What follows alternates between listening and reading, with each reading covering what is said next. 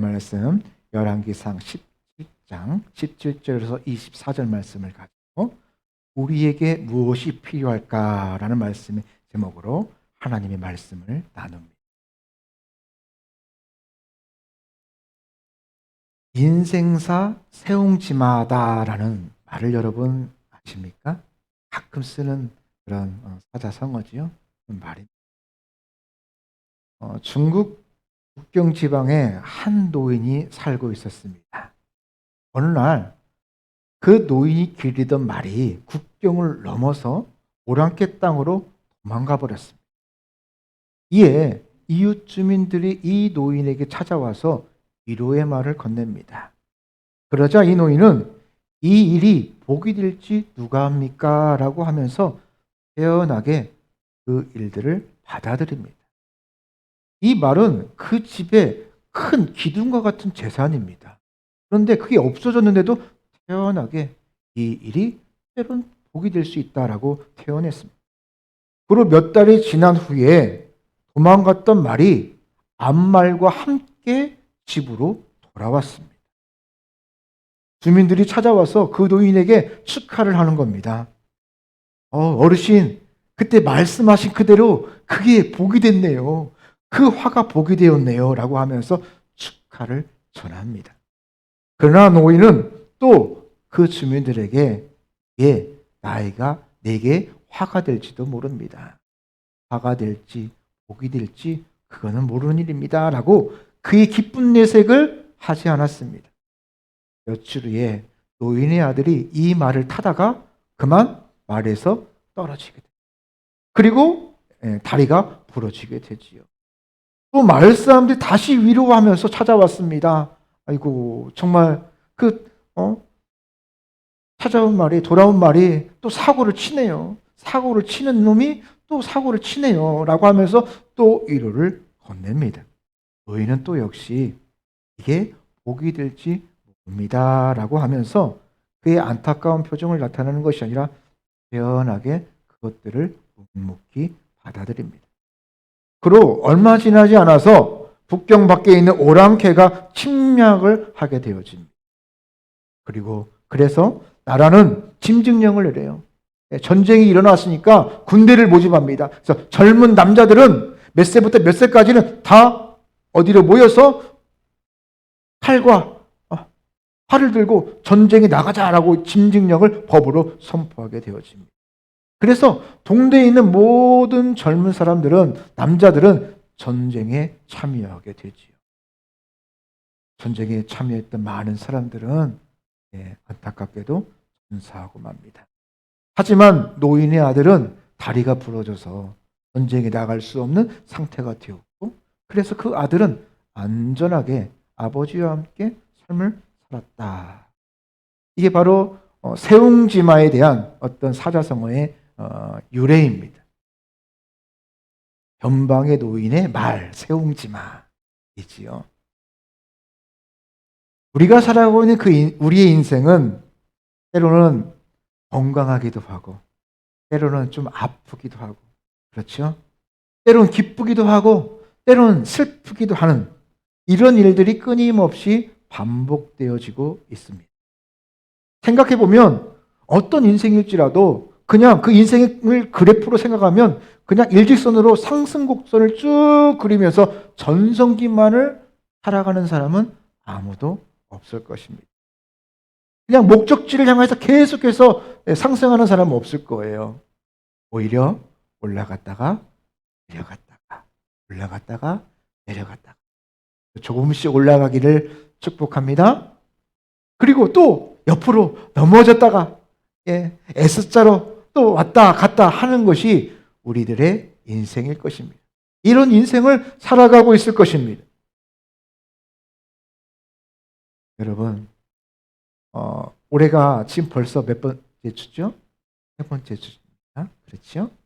여러분, 2022년 첫 번째 주 설교 제목이 뭔지 기억하십니까? 이 땅에 기근이 심하면 어떻게 하자는 거예요? 하나님의 은혜가 풍성하다. 까마귀를 보내주셔서 내가 받을 은혜를 주신다. 그래서 나도 까마귀처럼 받은 은혜를 나누어 주자. 그리고 내 삶 속에 어려움과 고난이 있을지라도 그 고난을 그냥 고난으로만 받아들이지 말고 훈련으로 그것을 감당할 때에는 성장할 수 있다. 지난주의 말씀은 또 무엇입니까? 우리가 하나님의 일하심을 체험하려면 하루바 가복에 있는 그 자그마한 가루 하나와 기름 하나, 우리가 하나님의 은혜를 체험하려면 어떻게 살아가야 될까요? 먼저 하나님을 우선으로, 최우선으로, 우리가 오늘 드려지는 이 예배 가운데 하나님을 최우선으로, 예수 그리스도를 최우선으로 놓고 살아가야 된다는 것입니다. 그러면 하나님의 일하심을 체험할 수 있다는 거예요. 하나님은 가장 나중에 놓으니까 당연히 체험할 수가 없지요. 그리고 계산하지 않고 순종하며 나아갈 때 그 큰 하나님의 은혜를, 하나님의 일하심을 우리는 마땅히 체험하며 살아갈 수가 있습니다. 자, 오늘 이 사르밧 과부가 하나님을 최우선으로 그리고 계산 없는 순종함으로 극심한 가운데서도 평탄함을 누릴 수가 있었습니다. 엘리야가 약속했던 대로 기름과 밀가루가 떨어지지 아니하여서 그 가뭄 가운데서도 풍성히 평탄하게 그 삶을 살아갈 수가 있었습니다. 이제야 비로소 조금 살게 되었구나. 살만하구나. 이제 아이도 커서 이제 누리면서 살아볼까 하는데 갑자기 생명처럼 소중하게 여겼던 아들이 병들어 위중함을 넘어서 그만 죽고 맙니다. 이에 사르밧 과부는 어떤 행동을 취합니까? 가장 먼저 엘리야에게 도움을 취합니다. 당시 엘리야는 이 청년의 갑작스러운 죽음을 듣고 여러분 얼마나 당황스러워했을까요? 그의 사정을 뻔히 안데 그의 삶의 스토리 가운데 함께 있는데 갑자기 돌연 그 아들이 죽고 만 것입니다. 그래도 엘리야는 하나님께 간절히 부르짖어서 죽었던 아들을 살려내고 절망이 희망으로 바뀌었습니다. 안타깝지만 여러분, 이런 것들이 우리 인생의 모습일 것입니다. 야, 괜찮다 했는데 어느 순간에 또 어려운 일들이. 제가 대전에서 사역할 때의 일입니다. 요맘때쯤인 것 같아요. 한 2월 좀 전으로. 집사님이 이제 시험에 들었다. 좀 위로해줘야 된다라고 해서 신방을 갔습니다. 사연을 쭉 들었습니다. 사연인 즉 딸이 이제 이혼 가정이었어요. 이제 집사님 혼자서 이제 남매를 키웠는데 큰 딸이 이제 대학 수능 시험을 보고 수시로 학교를 합격했습니다. 축하할 일이죠. 잘 한 거죠. 그런데 이 여자 집사님께서 좀 바삐 살아요. 열심히 살기도 하고 보면 막 바삐 살아요. 근데 수시 합격을 했으면 뭘 해야 돼요? 등록금을 내야죠. 전액이 아니라 제가 알기로는 한 50만 원 정도 먼저 수시 합격을 하면 학교 다니겠습니다라고 50만 원 그 정도 돈을 가등록금을 낸대요. 그러면 이제 그 학생이 이제 되고 이제 그다음 예비번호가 이제 되거나 그렇게 된다고 합니다. 그런데 이 엄마가 깜빡하고 이 등록금을 안 낸 거예요. 여러분, 그럼 어떻게 되는지 아세요? 수시 합격했는데 등록금을 내지 않았다. 그런 의사를 표현하지 않은 거잖아요. 그러면 다시 정시를 넣거나 할 수 있는 기회가 없는 거예요. 그러니까 꼬박 1년을 재수를 해야 돼요. 학교를 합격했는데 엄마가 등록금 50만 원을 못 내서 합격이 취소되고 다른 학교도 못 가고 그냥 재수 아닌 재수를 해야 됩니다. 여러분, 이거 누구를 탓해야 됩니까? 솔직히 이제 엄마가 모든 화살을 다 받지요. 여러분, 요즘 50만 원이 없어도 학교를 못 간다는 게 말이 됩니까? 네? 막 옆에 있는 권사님들은 혀를 차면서 뭐라고 하죠. 가서 위로해주고 하나님 뜻이 있을 것이다.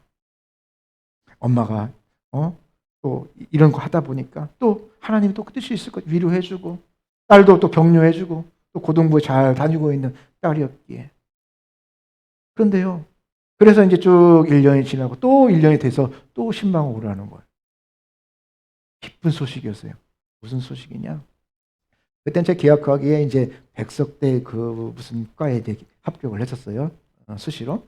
그런데 이 아이가 이제 엄마는 재수하지 말고 그냥 방통대에 이렇게 다니다가 방통대를 갈 수 있다고 그래요. 방통대나 이제 사이버 방통대 다니라고 하는데 아이가 이제 방통대를 다닐 게 있습니까? 그래서 휴학을 하고 이제 반수 아닌 이제 그냥 다시 수시를 했는데 연대에 들어간 거예요. 그러니까 눈이 한막 이제 그냥 입이 찢어져가지고 기뻐가지고 감사원금도 하고 기뻐가지고 난리가 난 거예요. 그럼 생각해 보세요. 진짜 세옹지마라는 것이 딱 이때 쓰는 표현이잖아요. 아니 엄마가 등록금을 못 내서 학교를 탈락을 하고 열심히 공부해서 합격을 했는데 탈락으로 만들어 버리고 1년을 허송세월로 만들어 버렸는데 어떻게 됐습니까? 예. 자기가 훨씬 좋은 학교에 떡하니 들어가게 된 거죠. 하나님께 감사하면서 그런 말씀을 드렸어요. 우리가 계획하고 우리가 소원하는 일을 하면 그 정도 열매를 가질 수 있다. 그런데 하나님이 열어주시고 하나님이 계획하신 일에 순종하며 그냥 묵묵히 걸어가면 때론 안개같이 안 보여도 하나님의 놀라운 은혜가 우리에게 것이다. 할렐루야. 그것이 은혜 아니겠습니까? 그러면서 정말 하나님께 기분 좋게 하나님께 감사하고 학교 생활도 열심히 하는 그런 일들이 있었습니다. 이런 일들이 우리 삶 가운데 있습니다. 이것이 바로 우리의 인생의 모습일 것입니다. 요즘 사회는 물론 전 세계가 다 흔들리고 있습니다. 그런데도 어떤 사람은 이 시간에 이것 때문에 좌절하고 넘어지는 사람이 있지요. 하지만 또 한편에는 어떤 사람은 이것 때문에 성장하고 발전하는 사람이 있다는 것입니다. 똑같은 상황인데 전혀 다른 모습이라는 것이죠. 그것을 고난으로 받아들이면 그냥 고생만 하는 것입니다. 하지만 그 고난을 훈련으로 생각할 때 우리는 성장할 수 있는 것입니다. 특히 이 세상이 흔들리고 불안하는 것보다 내 신앙이 굳건하지 못해서 흔들리는 것이 더 큰 문제라는 것입니다. 세상은 힘들고 죽겠다, 뭐 안 된다라고 하소연하지만 믿음의 사람들은 요동하지 말고 세상과는 뭔가 좀 달라야 된다는 것이죠. 우리가 이 세상을 바르게 살려면 우리에게 무엇이 필요할까? 오늘 말씀을 통하여서 은혜를 받기를 원합니다. 우리에게 무엇이 필요할까? 먼저 항상 하나님의 사람으로 살아가야 됩니다.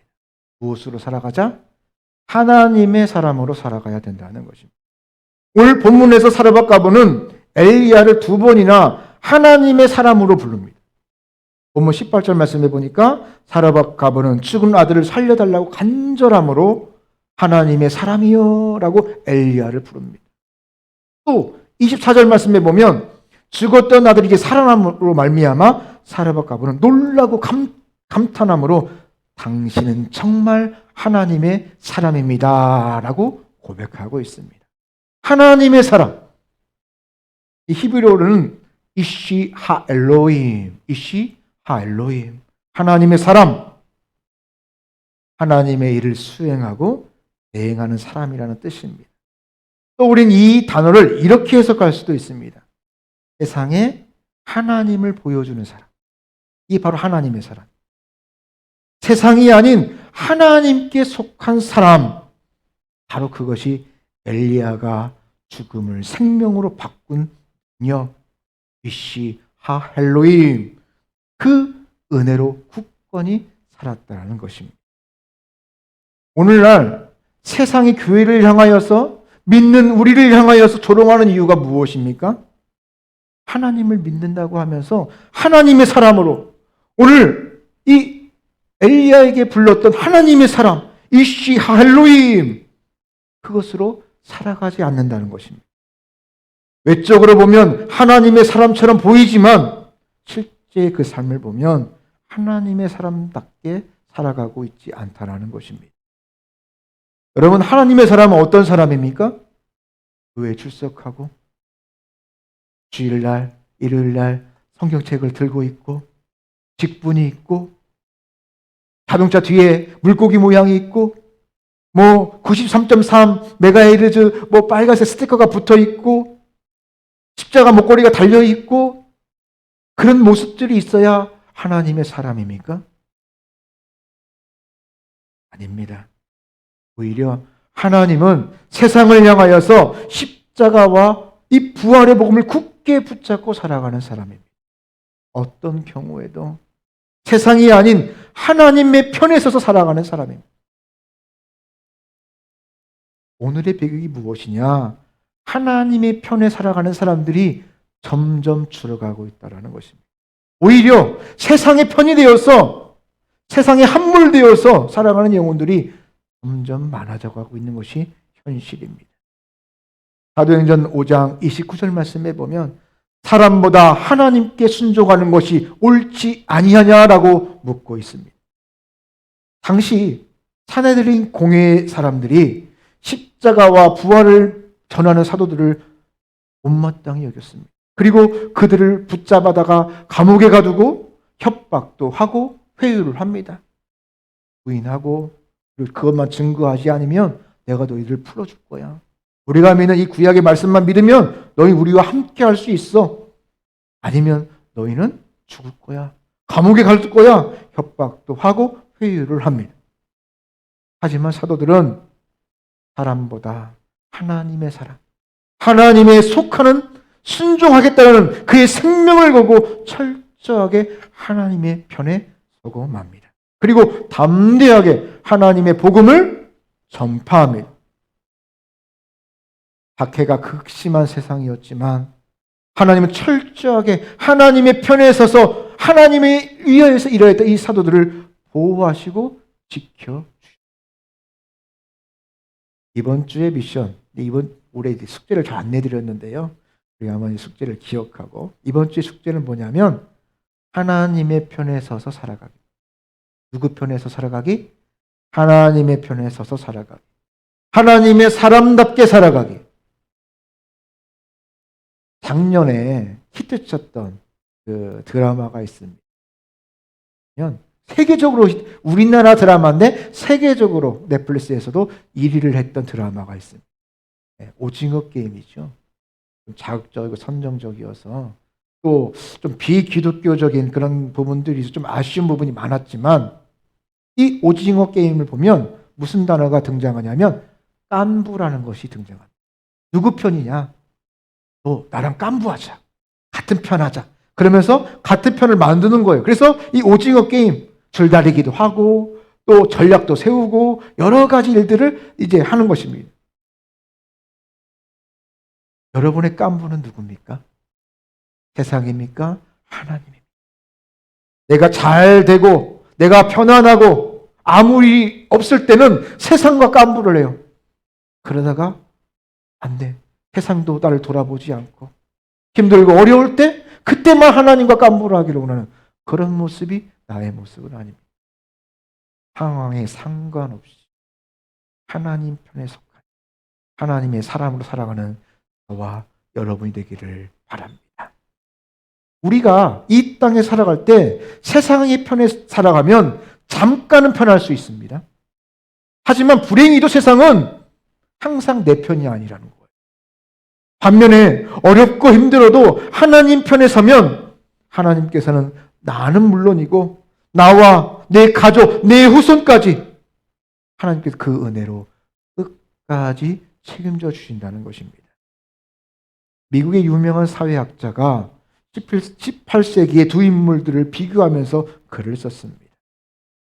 한 명은 미국 영적 대각성 운동의 주역이었던 조나단 에드워드였습니다. 그리고 또 다른 한 명은 당대 유명한 무신론자였던 맥스 추크스였습니다. 이 조나단 에드워드의 가문은 이 5대에 걸쳐서 조사를 했는데요. 5대 동안 1394명의 자손이 거기에서 나왔습니다. 그리고 사회에 유익을 끼치는 지도층들이 참 많았습니다. 실례로 대학 총장이 13명, 대학 교수가 66명, 법조인이 130명, 목회자가 100명, 의사가 60명이나. 반면에 이 맥스추크스의 가문, 거기 똑같이 5대에 걸쳐서 그 가문을 조사를 했습니다. 1292명의 자손이 거기서 배출되었습니다. 그 자손 중에서 310명은 빈곤층이었고, 전과자가 150명, 알코올 중독자가 100명, 여인들의 절반이 매춘부였다고 합니다. 그리고 무려 540명이 정부의 큰 빚을 지고 살아가고 있다고 합니다. 여러분, 도대체 어떻게 이렇게 극단적인 모습, 삶의 모습이 달라질 수 있을까요? 그 이유는 여러 가지 이유가 있었겠으나 조나단 에드워드의 그가 남긴 유서에서 찾을 수 있었다고 합니다. 그의 유언에 보니까 뭐라고 말씀하고 있냐면, 전력을 다하여 하나님을 섬기고 모두에게 선한 이웃이 되어 살아가라. 하나님을 섬기고 그리고 내 이웃에게 선한 이웃이 되어라. 핵심 가치가 뭐냐면 세상 가운데서 하나님의 편이 되라는 거예요. 간단해요. 하나님의 편이 되어서 살아가라는 것이에요. 그래서 하나님을 섬기고 내 이웃을 사랑하라는 것이죠. 이게 율법의 완성 아닙니까? 사랑 아닙니까? 말씀이에요. 복음입니다. 어려운 말이 아닙니다.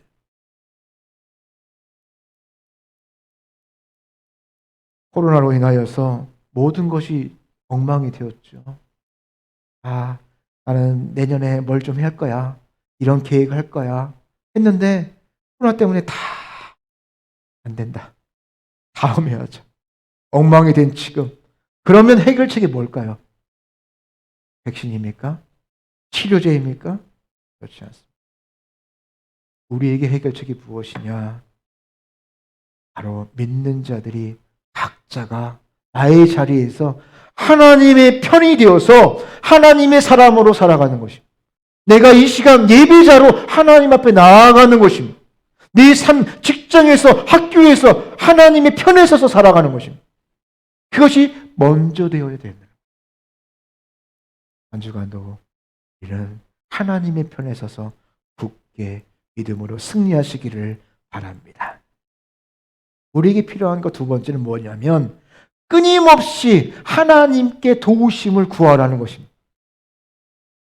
오늘 본문에 보면 이 사르밧 가부의 아버가 갑자기 죽었다고 했지요. 그런데 이 사르밧 가부의 죽은 아들을 보고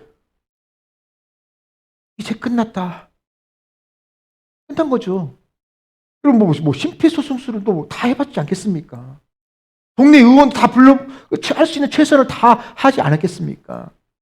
죽었습니다. 그런데 끝나지 않았습니다. 포기하지 않고 이 여인은 엘리야를 찾아가서 도움을 구합니다. 당시 엘리야가 얼마나 황당했을까요? 만약 저를 불렀으면 어떻게 했을까요? 상식적으로 엘리야는 이 죽은 아이를 보고 죽었으니 다 끝났다.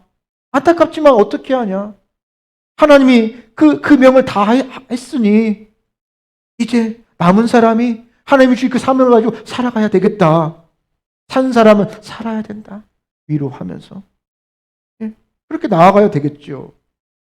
그러나 엘리야는 이 죽은 아이를 데리고 가서 자신의 다락방으로 올라갑니다. 그리고 아이가 살아나기를 원하며 간절히 하나님께 부르짖습니다. 오늘 보면 20절 말씀에 보니까 부르짖다. 히브리어로 보니까 와크라.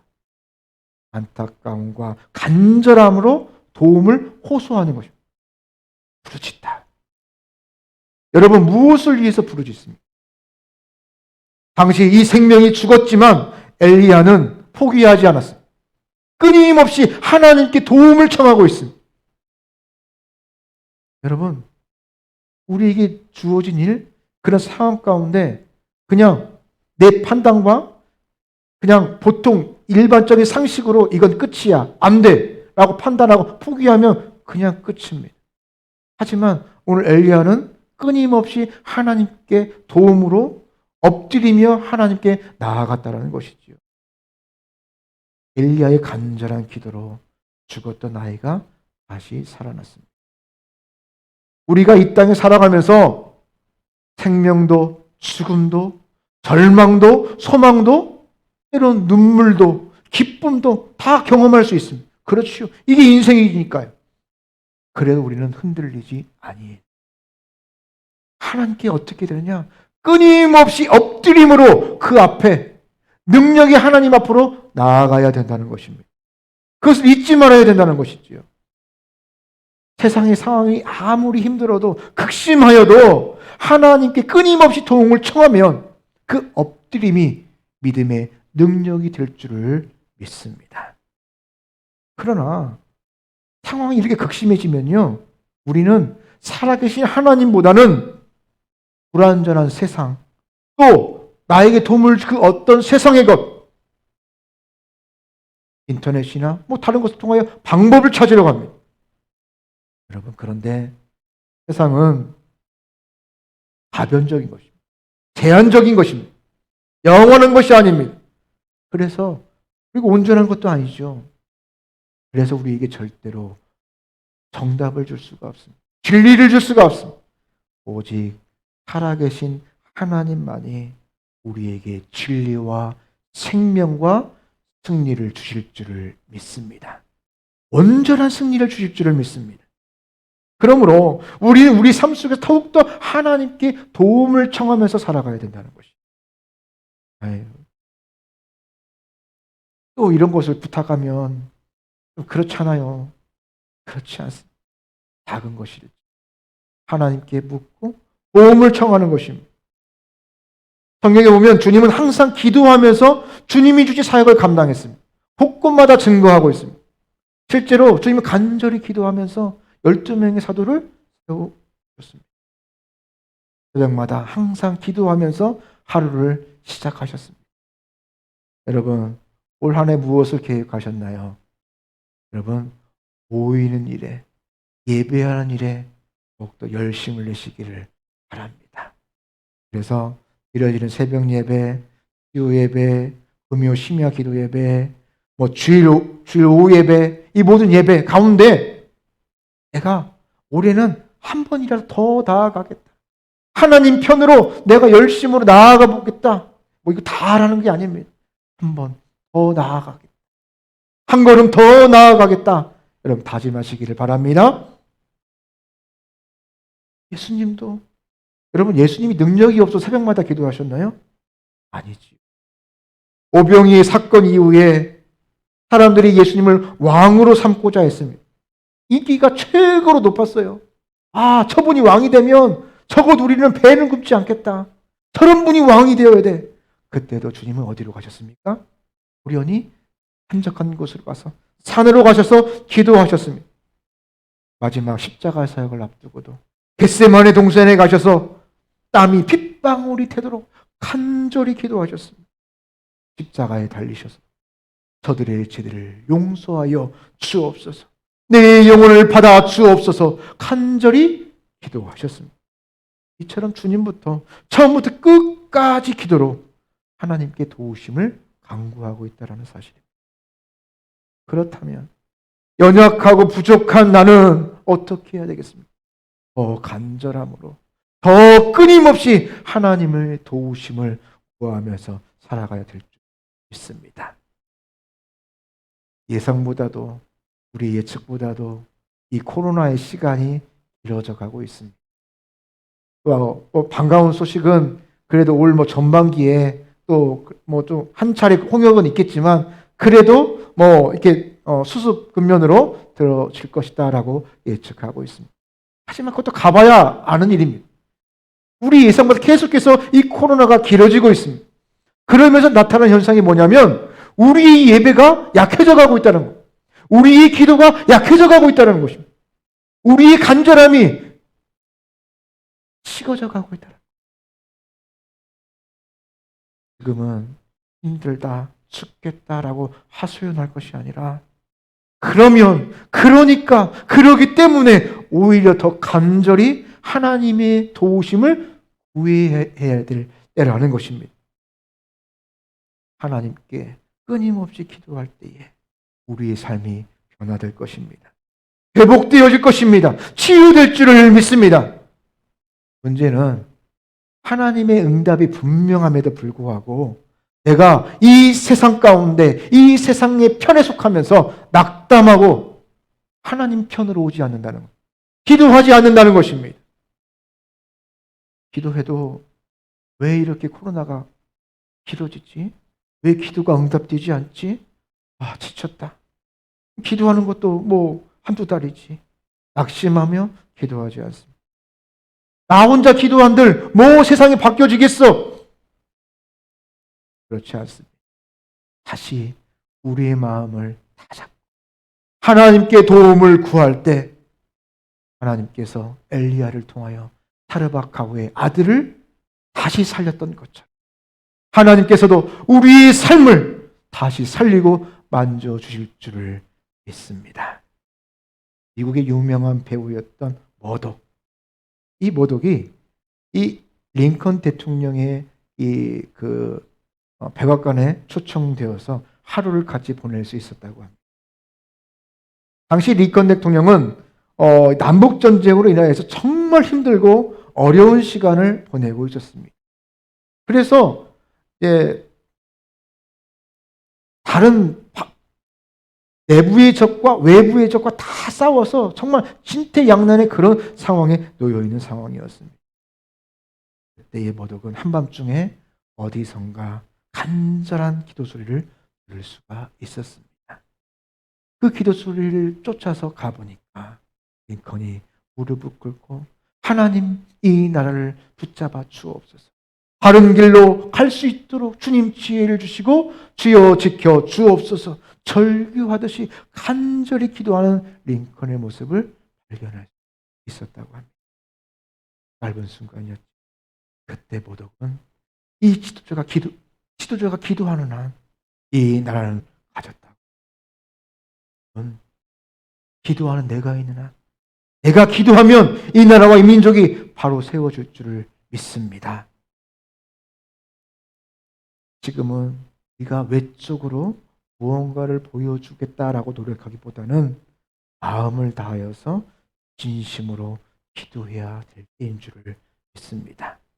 모두가 힘들어도 우리는 더 간절히 포기하지 아니하고 끊임없이 하나님께 도움을 청할 때 하나님은 그 기도에 응답하여 주실 것입니다. 분명한 것은 하나님의 백성이 공고함으로 끊임없이 엎드리는 그 기도에 대하여서 가장 좋은 것으로 응답하여 주실 것입니다. 여러분, 오늘부터 끊임없이 하나님을 찾고 그래서 이 상황 가운데 믿음으로 넉넉히 승리하는 저와 여러분이 되기를 축복합니다.